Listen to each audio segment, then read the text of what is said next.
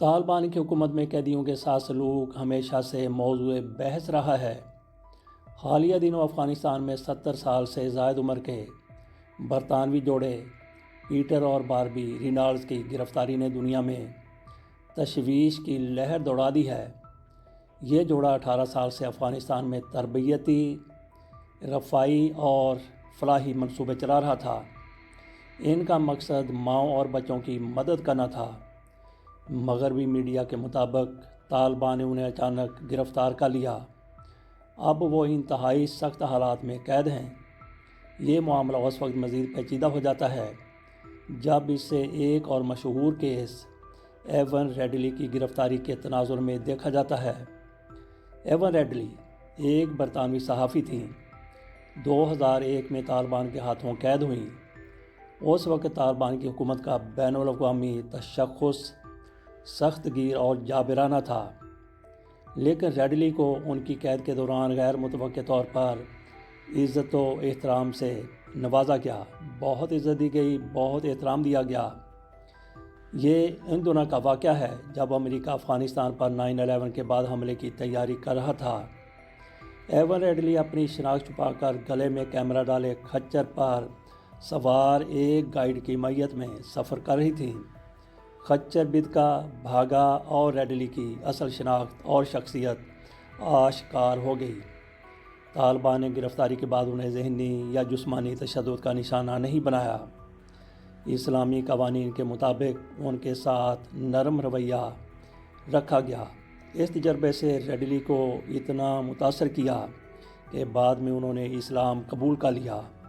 ان کا کہنا تھا کہ طالبان نے ان کے ساتھ جو حسن سلوک کیا وہ اس کی توقع نہیں کر رہی تھی۔ ریڈلی سے صرف یہ وعدہ لیا گیا کہ وہ رہائی کے بعد دین اسلام کا مطالعہ کریں گی۔ ریڈلی کے بارے میں کہا گیا تھا کہ وہ اس بیماری کا شکار تھیں جس میں یرغمالی اپنے اغوا کاروں کے ساتھ ہمدردی محسوس کرنے لگتا ہے۔ تاہم ایوان ریڈلی کا کہنا ہے کہ انہوں نے اپنے اغوا کاروں کے ساتھ انتہائی بدتمیزی کا رویہ اختیار کیا تھا۔ وہ نہ صرف ان پر تھوکتی رہیں بلکہ کھانے سے بھی انکار کرتی رہیں۔ ان کا کہنا ہے کہ طالبان کی قید سے رہائی کے بعد ہی ان کی اسلام میں دلچسپی پیدا ہوئی۔ ریڈلی نے ایک واقعہ سناتے ہوئے کہا کہ طالبان کے نائب وزیر داخلہ کو اس وقت ان کے پاس آنا پڑا جب انہوں نے قید خانے کی الگنی سے اپنا انڈرویئر اتارنے سے انکار کر دیا تھا، جو طالبان فوجیوں کے کوارٹر سے نظر آ رہا تھا۔ نائب وزیر نے کہا، دیکھو بی بی، اگر فوجی اس طرح کی چیزیں دیکھیں گے تو ان کے دل میں برے خیالات پیدا ہوں گے۔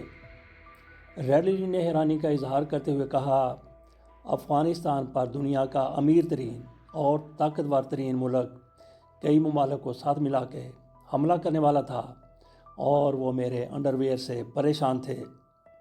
وہ تنزن کہتی ہیں، امریکہ کو طالبان پر بم برسانے کی ضرورت نہیں تھی، بس عورتوں کی ایک ریجمنٹ کا ایک دستہ ہیلی کاپٹر میں بھیج دیتے جو اپنے انڈرویئر لہراتی ہوئی گزر جاتی تو سارے طالبان خود ہی بھاگ جاتے۔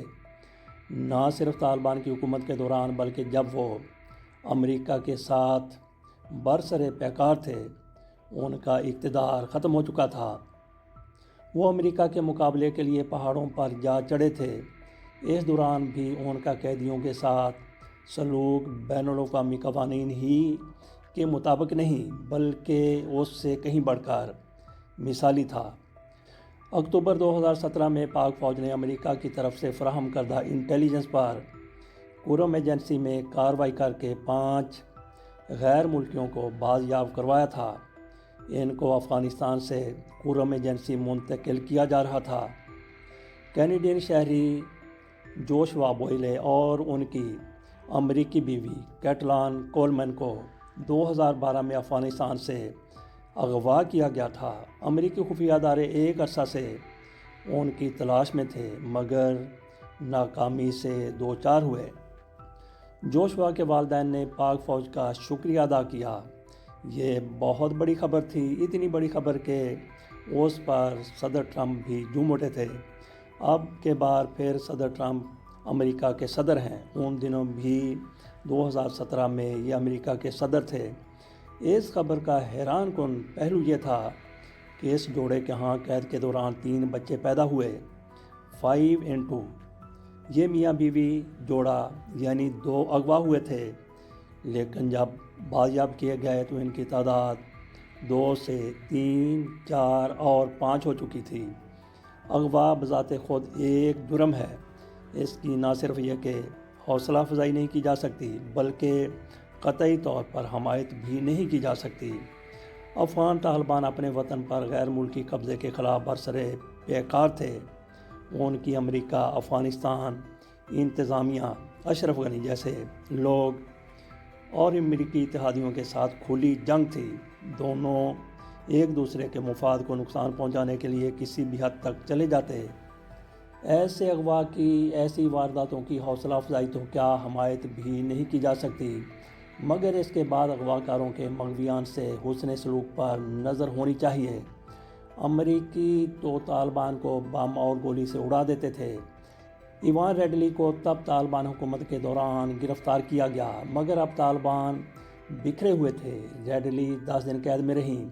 یہ جوڑا 5 سال اغوا کاروں کے ہتھے چڑھا رہا۔ اس دوران جوشوا بوئل اور کٹلین کے ہاں 3 بچے پیدا ہوئے۔ مغویوں کو کے شان سے رکھا گیا اور زچگی کا بھی اہتمام کیا گیا۔ اس کا اندازہ کیا جا سکتا ہے۔ مقبوضہ ملک میں مفروروں کے ہاں اس قدر سہولیات کا ہونا قابض فورسز کی بے بسی کا اظہار اور اغوا کاروں کی طاقت کا غماز تھا۔ برطانوی جوڑے پیٹر اور باربی رینالڈز کی کہانی تاہم ایک بالکل مختلف تصویر اب پیش کرتی ہے۔ 79 سالہ پیٹر اور 75 سالہ باربی جو افغانستان کو اپنا دوسرا گھر سمجھتے تھے، فروری میں ان کو گرفتار کر لیا گیا۔ ان کے خلاف کوئی واضح الزام نہیں تھا اور نہ ہی ان پر کسی غیر قانونی سرگرمی کا کوئی ثبوت فراہم کیا گیا۔ ان کی بیٹی سارہ کے مطابق ان کے والدین کو قید میں بدترین حالات کا سامنا ہے۔ باربی کی صحت تیزی سے بگڑ رہی ہے، انہیں غذائی قلت کا بھی سامنا ہے اور وہ اکثر بے ہوش ہو جاتی ہیں۔ پیٹر کو دل کی بیماری لاحق ہے اور ان کی حالت بھی مسلسل خراب ہو رہی ہے۔ ان پر تشدد کیے جانے کی اطلاعات بھی موصول ہو رہی ہیں۔ یہ ان کی بیٹی کی طرف سے بتایا گیا اور انہیں زنجیروں میں بھی جکڑ کر رکھا جا رہا ہے۔ یہ واقعہ طالبان کے رویے میں تضاد کو ظاہر کرتے ہیں۔ ایوان ریڈلی کے معاملے میں طالبان نے ایک مغربی خاتون قیدی کے ساتھ حسن سلوک کیا، جبکہ پیٹر اور باربی جیسے عمر رسیدہ افراد جو افغانستان کی خدمت میں اپنی زندگی گزار چکے ہیں، ان کو ظالمانہ سلوک کا سامنا ہے۔ یہ ہم بات کر رہے ہیں جو کچھ مغربی میڈیا کی طرف سے رپورٹ کیا گیا ہے۔ کیا طالبان کے رویے بدل گئے ہیں؟ اگر ان کے رویے بدلے ہیں تو اس کی کیا وجوہات ہو سکتی ہیں؟ کہیں ایسا تو نہیں کہ مغربی میڈیا دنیا کو طالبان سے متنفر رکھنے کے لیے اس طرح کی خبریں دے رہا ہے؟ طالبان حکومت کی طرف سے اس کی وضاحت آ جائے تو بہتر ہے، بلکہ اس جوڑے کو وہ رہا کر دیں تو ان کی طرف سے یہ آسن اقدام ہوگا۔ اس کے ساتھ اجازت دیجیے، اللہ حافظ۔